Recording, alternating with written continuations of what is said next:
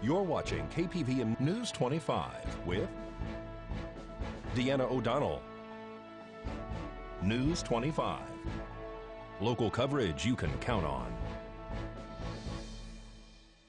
Tonight, the Sheriff's Office gives an update about the VEA investigation, and 2 are transported from the scene of a crash. News 25 starts now. News 25 is brought to you by J.K. Nelson Law. Call 727-9900 today for your free consultation. If you need a lawyer, you need Nelson.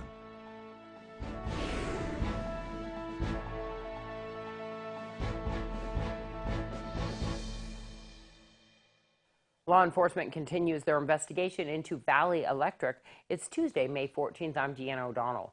Late this afternoon, the Nye County Sheriff's Office report that they have forwarded the case to the Nye County District Attorney's Office to move forward with charges for VEA CEO Angela Evans, who was arrested for embezzlement after, they say, an investigation revealed that Evans allegedly charged $75,000 to the co-op for personal work at her home. The interim CEO, Richard Peck, said that they had an internal audit completed at VEA and that it shows no discrepancies. It is reported that Peck said he would be forwarding that audit to the Nye County Sheriff's Office, who said as of news time today, they still have not received a copy. The Sheriff's Office says that they are continuing the investigation as to any other allegations against Valley Electric Association at this time. Well, 2 individuals were injured as a result of a crash that occurred in an intersection. Nye County Sheriff's Office deputies and Pahrump Valley Fire and Rescue responded to a 2-vehicle accident that resulted in 2 injuries this afternoon on Basin Avenue and Blagg Road. Both drivers and only occupants were transported by ground ambulance to Desert View Hospital. Traffic was diverted around the crash while the investigation was conducted by the Nye County Sheriff's Office. At a recent meeting, county officials discussed reporting drug-related fatal and non-fatal overdoses. A discussion was had on the May 7th Board of County Commissioners meeting for the approval of Nye County to participate in the Overdose Detection Mapping Program, also known as OD Maps, for the purpose of allowing first responders to report fatal and non-fatal overdose incidents to a secure map to be utilized for tracking and quantifying overdose data, while trying to make a motion to give a one-time authority to the sheriff to complete the online agreement. Commissioner Cox stepped in, saying that she did not agree with this as she felt it was an invasion of privacy to those who have overdosed. However, County Manager Tim Sutton was able to clear up the facts on this concern, stating that it's mainly numbers and to see where particular problem areas are. No personal information would be given. Commissioner Strickland voiced her concern on whether or not this would badly affect neighborhoods. This is going to be not to the general public, we understand that, but could it be a detriment to a particular area? You know, you identify that as a part of town you don't want to live in, or, you know, we've seen that happen in other areas. Well, the thing is, the way I understand it, the public wouldn't be able to see it anyways, but it could identify a certain neighborhood, building in a neighborhood or area that the sheriff's office may want to patrol more frequently, let's put it that way. So in fact, it could help us to make sure an area doesn't become that, an area where we have more occurrences than others. While Fire Chief Scott Lewis puts in his piece about the matter, saying that allegedly not even the houses themselves are on a list, but more so the general region of that area. However, Commissioner Cox still is against it, saying that the Nye County Sheriff's Office should already be able to do what OD Maps does without their help, and says that she's concerned on the future cost of this program. I have a motion and a second. Is there any public comment? None down here, Mr. Chair. Aye. All those in favor say aye. Aye. Aye. Aye. All those opposed say nay. Nay. 4-1. And police say that a motorcycle rider opened fire on a car on a well-traveled highway recently. Patrol members be advised. The Nye County Sheriff's Office report that they've arrested Kenneth Petrie for discharging a weapon in public, discharging a weapon at a vehicle, and assault with a deadly weapon. Deputies were dispatched on May 5th to Highway 160 in Pahrump in reference to a motorcycle rider that was allegedly shooting at a vehicle while traveling on the roadway at Roadrunner and Highway 160. Dispatched advised police that two motorcycles had left the scene heading southbound into Pahrump. One was described as a three-wheeler. While traveling northbound on Highway 160, the deputies decided to stop traffic and make a roadblock so that they could intercept the vehicles. While attempting to pull over the motorcycles, deputies say that they made a right-hand turn onto Fairs Way and then traveled onto Point Drive. Deputies say that they were eventually able to pull over the motorcycles and took one person named Kenneth Petrie into custody. They say that Petrie had a handgun on him located on his right hip. During a conversation with Petrie, police say that he advised that he was traveling on Highway 160 and he fired one round at a vehicle behind him because he thought that the vehicle was attempting to run him over. During further investigation, the victim in this case indicated that the male had went into the left travel lane, went in front of his vehicle to where he had to pull off into the dirt to avoid an accident, and that's when the male pulled out the gun and fired one round to the right side of his vehicle directly in front of his car while he was passing him. Kenneth Petrie was then arrested and transported to the Nye County Sheriff's Office Detention Center. And a Las Vegas woman was arrested in Amargosa driving a stolen car.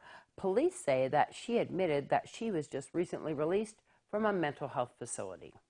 The Nye County Sheriff's Office has arrested Marche Fesser. According to the declaration of arrest on April 28th, deputies were dispatched to Highway 95, which is the Area 51 travel center, in reference to a disturbance inside the store. Upon arrival, they made contact with a female who had an Oregon driver's license and who was identified as Marche Fesser. Marche, they say, appeared to be disoriented and extremely paranoid. When asking Marche how she got to the gas station, she stated that she drove, but the vehicle that she drove did not belong to her and that someone had left it running for her. She identified the vehicle parked outside of the gas station as a red Nissan Altima with Washington plates. Dispatched advised deputies on scene that this vehicle was returned stolen out of Las Vegas Metro. Officers say that Marche stated that she had left the Monte Vista Hospital in Las Vegas, took a taxi to her mother's old address, and left her there. Marche then stated that she attempted to go to a friend's house, but no one was at home. While walking to get food in Las Vegas near Rainbow and Oakey, she noticed that a vehicle was running, and she took it because her feet hurt. Deputies asked Marche where she was trying to go, and she said Arizona. Marche Fesser was then arrested and transported to the Nye County Sheriff's Office Detention Center. Well, the Department of Transportation says that blasting is on a couple-week hiatus, but there is road work happening here in Pahrump. We'll tell you about that right after this break. You're watching KPVM News 25. Local coverage you can count on. Well, we're going to go to Angela Miles with today's Business First Brief. Topping our news, the trade war intensifies. Americans will spend more on food, building supplies, and electronics if China goes through with increasing tariffs on more than 5,000 products by as much as 25% June 1st. It's in retaliation for President Trump, who has increased duties on $200 billion worth of Chinese imports. American soybean farmers are frustrated and issued a statement saying our patience is waning, our finances are suffering. Among other fallout, one report suggests Boeing is one of the companies that could be hard hit. It's because China may reduce orders for Boeing jets.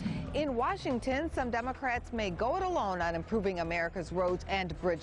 House Transportation and Infrastructure Committee Chair Peter DeFazio intends to push ahead with an infrastructure bill if Speaker of the House Nancy Pelosi, Chuck Schumer, and President Trump cannot strike a deal. Thanks, Angela. Well, the Highway 160 S-curb project has begun. Work began on Monday, May 13th, on a raised median project on Highway 160 that will include an S-turn at the Oxbow Avenue and Wilson Road intersection. When completed, drivers will not be able to turn south or left from Oxbow Avenue onto Highway 160 or turn north, which is left, from Wilson onto 160. The $93,375 Nevada Department of Transportation project is anticipated to take 10 working days. Well, Social Security says that combined trust funds have gained 1 year, and disability insurance shows a strong 20-year improvement. The Social Security Board of Trustees today released its annual report on the long-term financial status of the Social Security trust funds. The combined asset reserves of the old age and survivals insurance and disability insurance trust funds are projected to become depleted in 2035, 1 year later than projected last year, with 80% of the benefits available at that time. The Old Age Survivors Trust Fund is projected to become depleted in 2034, the same as last year's estimate, with 77% of benefits payable at that time. The Disability Insurance Trust Fund is estimated to become depleted in 2052, extended 20 years from last year's estimate of 2032, with 91% of benefits still payable. Well, more news right after this break. News 25 is brought to you by Bill and Robin Law, injury attorneys. Injured, need money? Get Bill and Robin, your local Pahrump injury attorneys.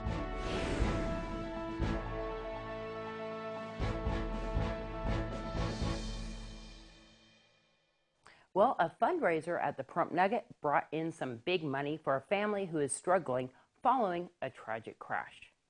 The Jay Breslin fundraiser featuring the Randy Anderson Band brought in over $12,000 on Friday night at the Pahrump Nugget. Auctioneer Ski Sensky from Estates 411 held a celebrity auction which included Commissioner Leo Blundow, Karen Jackson from K9 Radio, Kelly Slater from The Hub, myself, Deanna O'Donnell from KPVM TV and Ace Country Radio, and even Jeremy Jensen and Ski Sensky himself. There were lots of raffle prizes totaling thousands of dollars, with prizes such as hot laps from Spring Mountain Motorsports, memberships to Frontside, dinners at the Stockman Steakhouse, and even a room in Laughlin at the Aquarius Hotel. This fundraiser was to help 31-year-old Jason Breslin, who was in an accident in early April on Leslie Avenue. He was riding his motorcycle when he was struck by a car. Breslin has 2 young children and is still in critical condition in a Las Vegas hospital. We would like to thank all who donated to this important event. There was even a donation-only dinner and a photo booth by I Do Photography. We'd like to thank everyone who donated raffle items and, of course, the celebrities and the Pahrump Nugget themselves. If you would like to help out Jason Breslin, you can go to GoFundMe and do a search for Jason Breslin, or you can drop off a check here at KPVM TV. For any other information, give us a call, 775-727-9400, extension 201.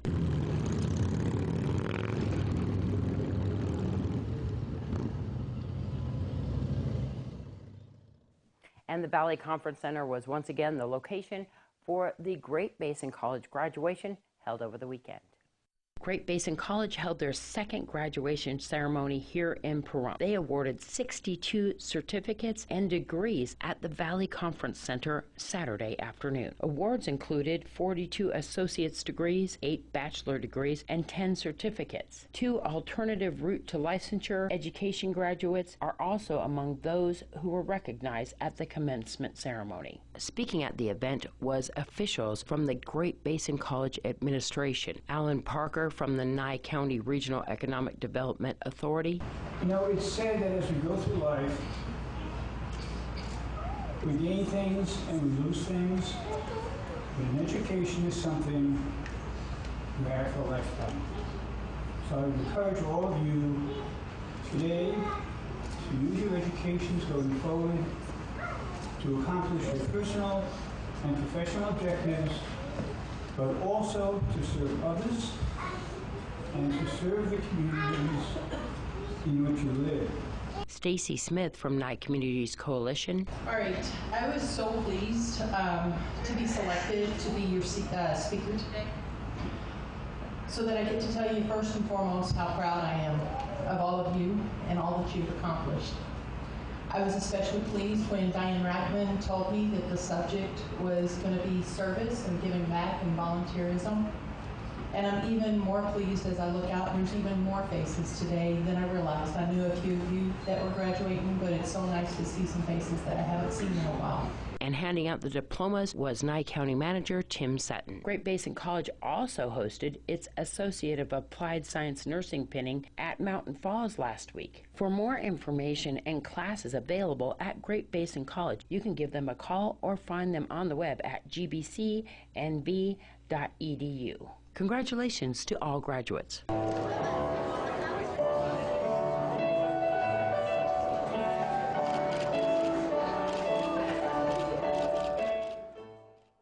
Well, another acting legend has sadly passed away. This morning, actor and comedian Tim Conway, best known for his work on The Carol Burnett Show, died.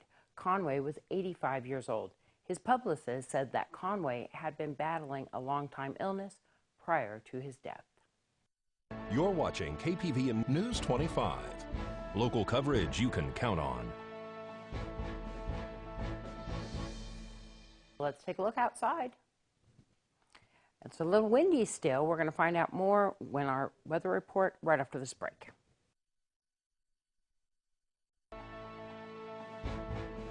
News 25 weather is brought to you by Dairy Council of Nevada. The splash of cream in your coffee, the dollop of sour cream on your burrito, the melted toasty cheese on your pizza. Undeniably delicious, undeniably dairy. Enjoy what's real.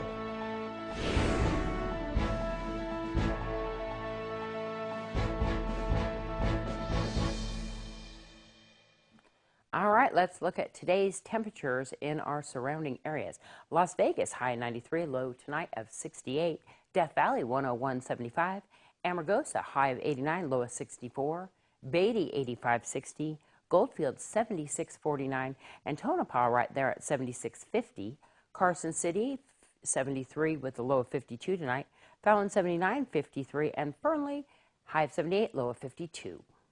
Tonight here in Pahrump, it's currently 87 degrees with your UV index high at 9. Mostly sunny skies, high at 87. Winds out of the south at 10 miles per hour with humidity at 14%. Sunrise 5:38 in the morning.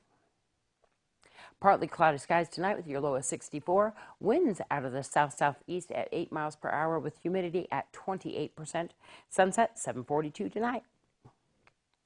Looking at our 7-day forecast, we are showing Thursday with that 60% chance of rain. We'll see how that pans out. Wednesday, clouds in the sky with your high 85, low of 60. Thursday, 65, 46. Friday, the sun's coming out just a bit with your high of 69, your low of 50. Saturday and Sunday, partly cloudy. Saturday, high of 77 with your low of 56. Sunday coming down just a notch at 73, 50. Monday getting down there with sunny skies, a high of 70, a low of 49. And Tuesday, back to cloudy with a high of 69, a low of 49. I'm kind of looking forward to a little bit of those temperatures. Kind of is a nice little retreat for a little while. And we want to let everybody know, if you are listening on Ace Country 103.1 FM and you want to get KPVM TV, all you need to do is pick up a digital antenna and we'll show you how to hook that up. You can give us a call, 775-727-9400, extension 201. You can also watch our news on Facebook and YouTube. We have individual stories as well as the full broadcast, which is streamed live. And if you need any other information, please give us a call, 775-727-9400, extension 201. We'll teach you how to rescan your TV so you can pick up all the over-the-air channels, which includes Vegas and our 7 digital channels. Well, that's going to wrap up this edition of News 25. I'm Deanna O'Donnell. From all of us here at KPVM TV and Ace Country Radio, have a great night. We'll see you back here tomorrow.